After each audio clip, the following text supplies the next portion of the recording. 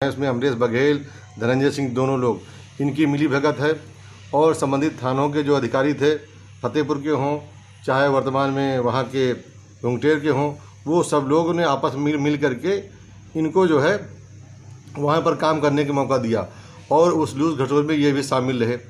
जानकारी में आया है कि कोतवाल के मकान बन रहा है 5 करोड़ की लागत से लखनऊ में, अमरेश बघेल का।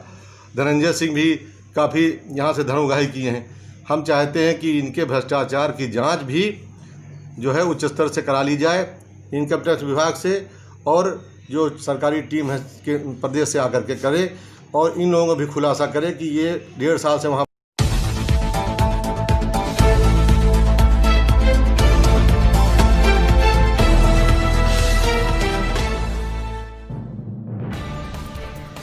बाराबंकी जिले का एक ऐसा थाना जहां तैनाती के बाद थानेदार बना लेता है करोड़ों का बंगला। कांस्टेबल तक के पास होती हैं लग्जरी गाड़ियां। भाजपा विधायक के खुलासे से मचा हड़कंप।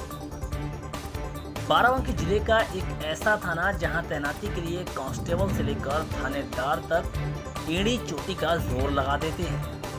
और भला हो भी क्यों ना, उस थाने पर पोस्टिंग के बाद पुलिस वाले अपनी अकूत संपत्ति जो लुटा लेते हैं। जी हां, हम बात कर रहे हैं बाराबंकी के जैतपुर थाने की। वही जैतपुर जो अफीम की खेती के लिए देश ही नहीं विदेश में भी जाना जाता है।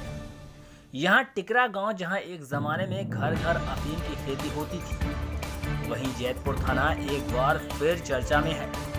और इस बार भी चर्चा यहाँ तैनात थानेदार और कांस्टेबलों की वजह से हो रही है।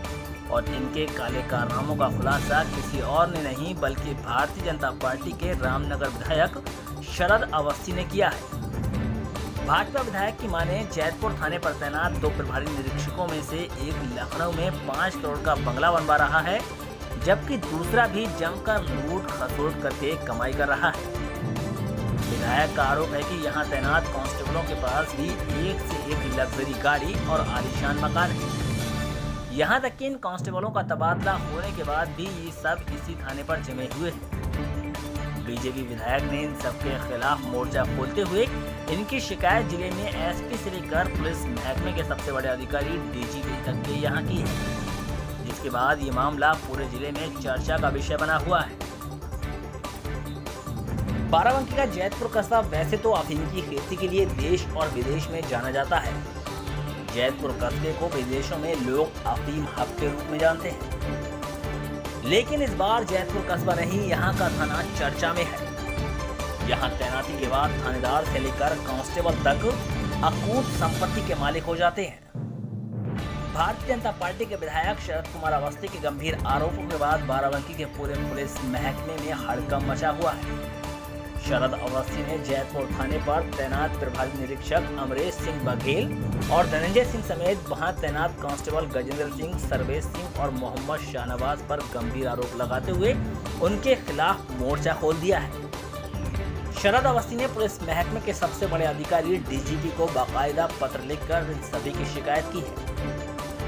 शरद अवस्थी ने आरोप लगाया है कि जैतपुर थाने पर तैनात प्रभारी निरीक्षक अमरेश सिंह बघेल ने वहां जमकर लूट खसोट करके अकूत दौलत इकट्ठा की है। उसी कमाई से बघेल लखनऊ में अपना 5 करोड़ का आलीशान बंगला बनवा रहा है। इसके अलावा दूसरे प्रभारी निरीक्षक धनंजय सिंह भी जमकर कमाई कर रहे हैं।